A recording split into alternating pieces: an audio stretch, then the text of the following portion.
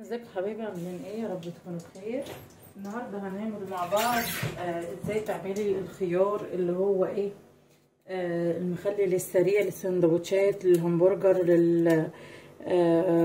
للعيش السوري، اي حاجات من الحاجات دي السريعه يعني.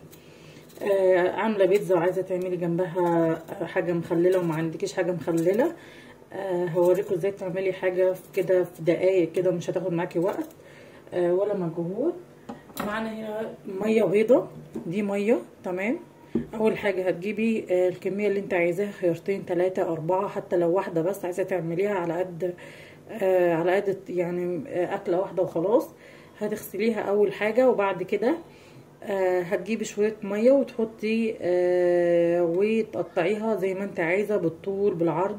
بصوا هنا انا مقطعاها رفيع خالص اهي، الترنشات التقطيع اللي انت عايزاها مفيش مشكله، بس عن شرط ما تكونش ايه، ما تكونش تخينه شويه يعني، ما تكونش سميكه. وبعد كده هنحط ما تكتريش برده الملح عشان ما يبقاش حادق قوي.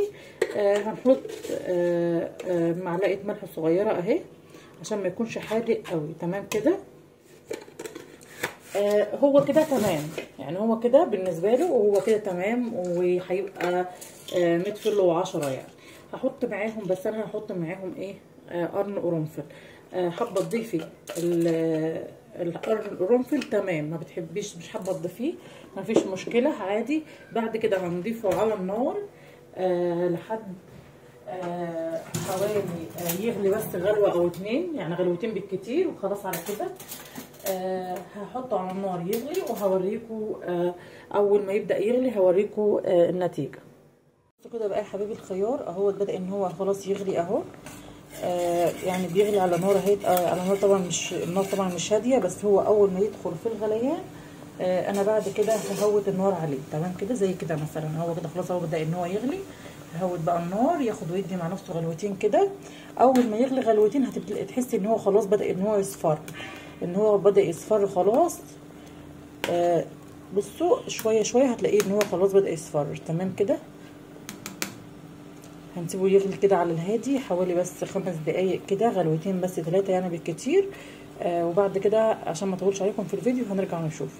معايا برضو هنا اللي هي التوميه، بعمل التوميه اهيت على النار. لو عايزين طريقه التوميه قولوا لي، هسيبها لكم في صندوق الوصف، هتلاقوها في صندوق الوصف او في نهايه الفيديو. طبعا انا هنا لسه بقى في البدايه يعني ما كملتهاش، بس هي يعني ايه على النار مع الخيار. تمام، هتلاقوها ان شاء الله في صندوق الوصف او في نهايه الفيديو. بصوا هنا كده بقى خلاص هو بدأ ان هو يصفر يعني، واحده واحده كده بتلاقيه خلاص بدأ يصفر.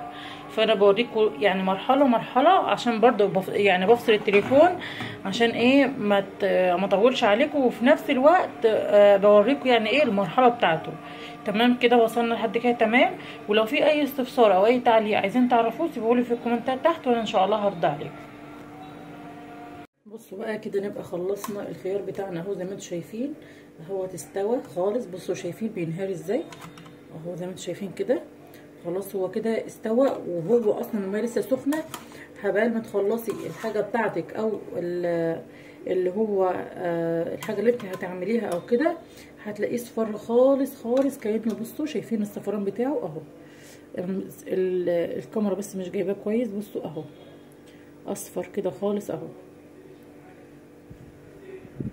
ومستوي طبعا هو سخن لسه. بصوا شايفين اهو مستوي خالص واصفر، وبصوا تحفه كانك مخلله بقالك سنين. مش عايزه اقول لك يعني ان هو ايه، مستوي خالص وطعمه جميل وتحفه. ان شاء الله لو جربتوه هيعجبكم جدا. وزي ما قلت لكم دي التوميه اللي احنا عملناها مع بعض، هتلاقوها ان شاء الله في صندوق الوصف او في نهايه الفيديو. والسلام عليكم ورحمه الله وبركاته. اشوفكم في فيديو جديد مع قناه ورده في المطبخ. وما تنسوش لو في اي حاجه عايزين نعملها مع بعض سيبوها لي في الكومنتات تحت، وانا ان شاء الله هرد عليكم.